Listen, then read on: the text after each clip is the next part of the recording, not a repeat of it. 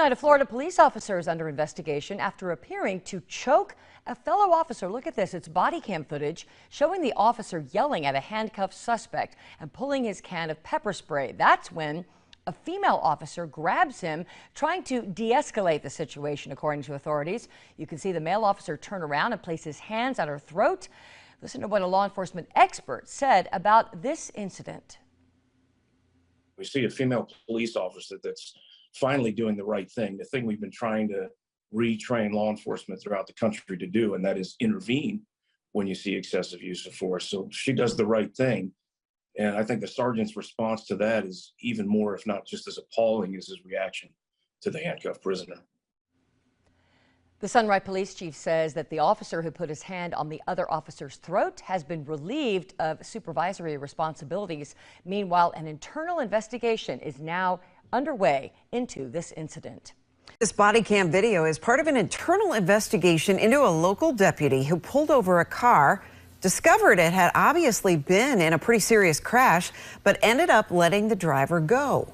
New tonight, we've learned that deputy is not suspended, not working a desk job. He's on the street. Yeah, and that surveillance video 8 on your side uncovered is raising a lot of questions tonight. Investigator Masa Saidi continues to dig into the story she broke yesterday. What's the latest tonight, Masa? Josh, Stacey, so we've been looking into this for several days now, and it appears the deputy did not know there had just been a fatal hit and run nearby, but he did know that the girls were involved in a crash because on that video, they said so. So today I had several veteran law enforcement officers watch all of the video, and they all tell me the same thing. It's troubling.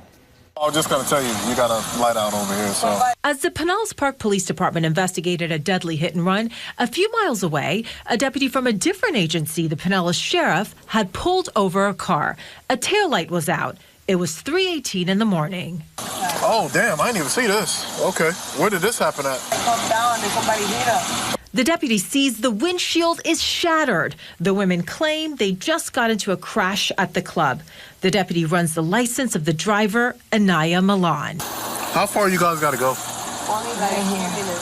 3 minutes down here? The stop isn't over, but the deputy's body camera turns off. What he may not have known, a different camera was still rolling. We obtained this video from a nearby business, and it shows the deputy on scene as Milan, the driver, and the passenger switch seats and drive away. Tonight, Milan is charged with a first-degree felony. Police say just minutes before the stop, she ran over and killed bicyclist William Rothy. But she's not the only one in trouble. When he turned the body cam off, that was troubling. The deputy's facing an internal investigation. Randy Sutton, a former lieutenant in Las Vegas, Nevada, has conducted thousands of similar stops. Coming from a club, well, 3 o'clock in the morning, that's prime time for DUI drivers. Sutton says the deputy should have conducted a field sobriety test. That's protocol. But not everyone agrees. We showed the full video to Ruben Delgado, the former assistant police chief in Tampa. I don't want to speculate on any of that, like to say she was drunk. But Delgado says if the camera was turned off on purpose, that's a problem. As a male, you're interacting with a car with 3 females in it. It's probably even more important to keep the camera on the entire time. So the Pinellas Park Police Department is investigating the hit and run, and they have not charged the driver, Miss Milan, with any DUI-related offense. Instead, they charged her with leaving the scene of a crash involving a death. Pretty serious stuff, a first-degree felony. About 24 hours after this incident, she did turn herself into authorities after that deputy had just let her go. Internal Affairs with the Pinellas County Sheriff is looking into the actions of this deputy. The sheriff had no comment at this time. It does seem like the deputy helped crack this case, though. I've been looking over court documents, and after he released the car, he somehow realized that it was involved in this hit and run. Maybe that's when he found out from the nearby jurisdiction. He shared the information of this driver, Miss Milan, with the neighboring jurisdiction, Pinellas Park Police Department. So something good did come out of that stop, according to authorities. You know, I think the hard part yesterday, we heard you speak with the family of the bicyclist who was killed. What are they saying now that you've kind of learned a lot more about what happened? Well, not much has changed for them. They still want justice for Willie. That's what they called William, the nickname. He was a father. He had a 6-year-old son that he's never going to see again, Jason. So they are utterly devastated, and we'll show you more from them in upcoming stories as we continue to follow every developments with this. Okay, thanks for that. Well, if you have something you want Masa to investigate, call our 800-SIDE helpline. It's 1-800-338-0808. And Josh, good evening. So from this video, it is clear that something had just happened. The windshield was cracked. There was glass on the dashboard. The deputy even said that the girls looked terrified, but then he let them go. And tonight, the victim's family wants answers. He loved hard. He was fiercely loyal. He had a huge family. William Rothy, known as Willie, was born and raised in Pinellas County. Years later, this is where he became a father. And on July 29th, it's where he was killed. Brian is Willie's big brother. It's not like they just bumped into him or hit him. He was mowed down. It continuously plays, over and over in your mind. Willie was on his bicycle when he was hit.